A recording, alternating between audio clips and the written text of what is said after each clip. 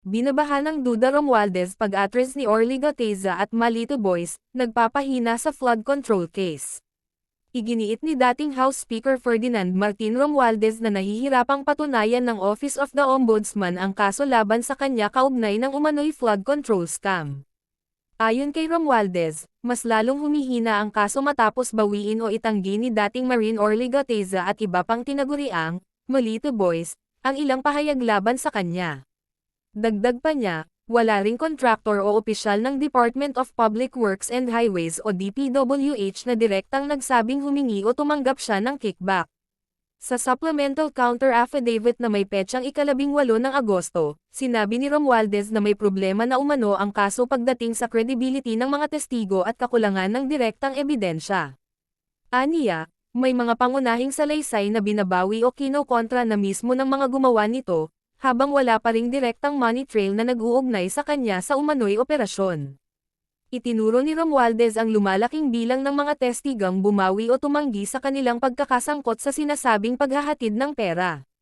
3 sa dating security aides ni dating Ako Bicol Party List Representative Eli Zoldico, sina Belnard Chub, Rose Ebert Wopan at Benny Bulantate ang umano'y nagsumite ng mga affidavit na kumakalas sa kanilang mga naunang pahayag. Itinanggi rin ni Cecilio Lar Roder Jr. at Jeren Balderrama ang kwento tungkol sa mga cash delivery.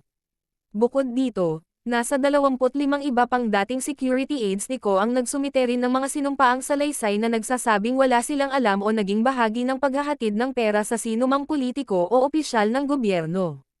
Para kay Romualdez, nagiging mas mahirap ng pagtugmain ang magkakaibang salaysay ng mga testigo.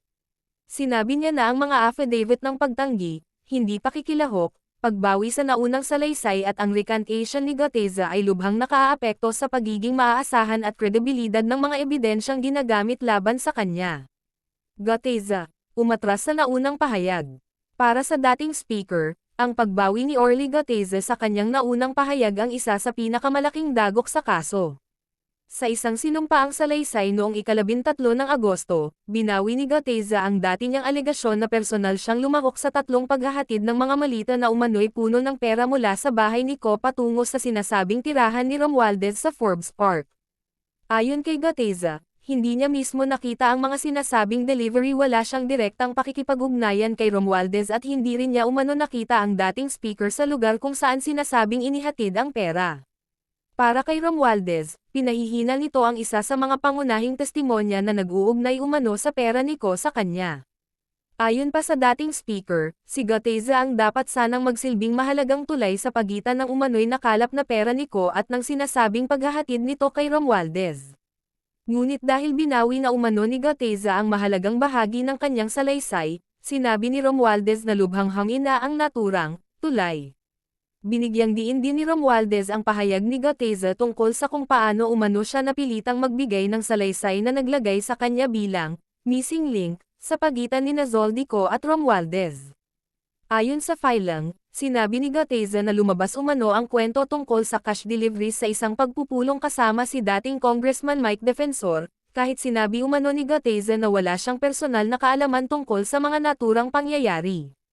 Kalaunan, ang manugang ni Defensor ang umano'y naglagay sa isang laptop ng ipinapanukalang salaysay upang maging affidavit. Sinabi rin sa filing na kalaunan ay nirepaso at binago umano ni Senator Rodante Marcoleta ang ilang bahagi ng dokumento.